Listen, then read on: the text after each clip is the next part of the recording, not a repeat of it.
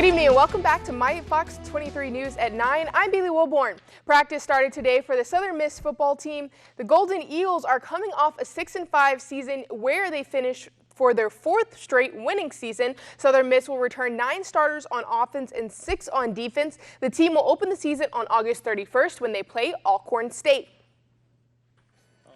Football season kicked off with the Hall of Fame game yesterday, and during the game, Broncos head coach Vic Fangio made history. In the second quarter, Atlanta's Kirk Binkert threw a rocket in the direction of Russell Gage, but it fell incomplete, but officials called defensive pass interference on Broncos quarterback Lyndon Stevens. Fangio disagreed and did what everyone has been waiting for. He threw his flag and challenged the interference call for the first time in NFL history. The referees reviewed the play, but the call on the field stood. Nonetheless, Fangio became the first of many to put the new rule in action. The NFL adopted the new rule, allowing coaches to challenge these type of plays after last season's controversial no call in the NFC Championship game between the Rams and the Saints. New legislation signed into law will now limit the full contact drills during youth football practice. As Fox's Matt Dembski tells us, the law is aimed at protecting young players from the degenerative brain disease known as CTE. Following in the footsteps of the NFL, the NCAA, and high schools, youth football now has guidelines for limiting full contact practices.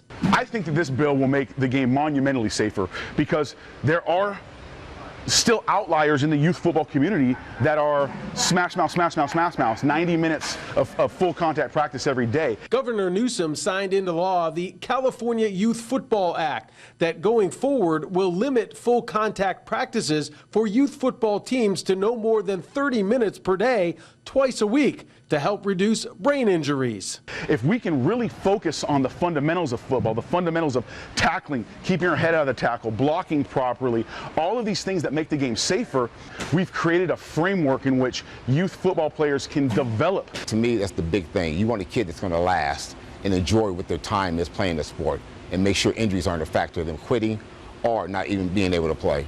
The new law, which doesn't go into effect until January of 2021, also requires a medical professional be present at all youth football games and an independent person be at all practices just to make sure all the new rules are being enforced. I think it is a huge win for youth football in California. Hey, we can be held liable if we don't follow these rules. I think everybody's going to conform, and it's going to make the game of youth football a lot safer. What is different this time is that youth football advocates work directly with Assembly Member Jim Cooper, who authored the bill. And it's in sharp contrast to a bill introduced last year by Assembly Member Kevin McCarty, who wanted to ban tackle football for kids 12 and under. And wanted to see youth football stay intact. And they knew we needed to change some of the rules and regarding tackling. They were supportive of that. Let's not ban it. Let's codify it into the safest way possible. We can never take all risk out of football, but if we can take every possible step to make the game as safe as possible, the game will continue to flourish for years to come.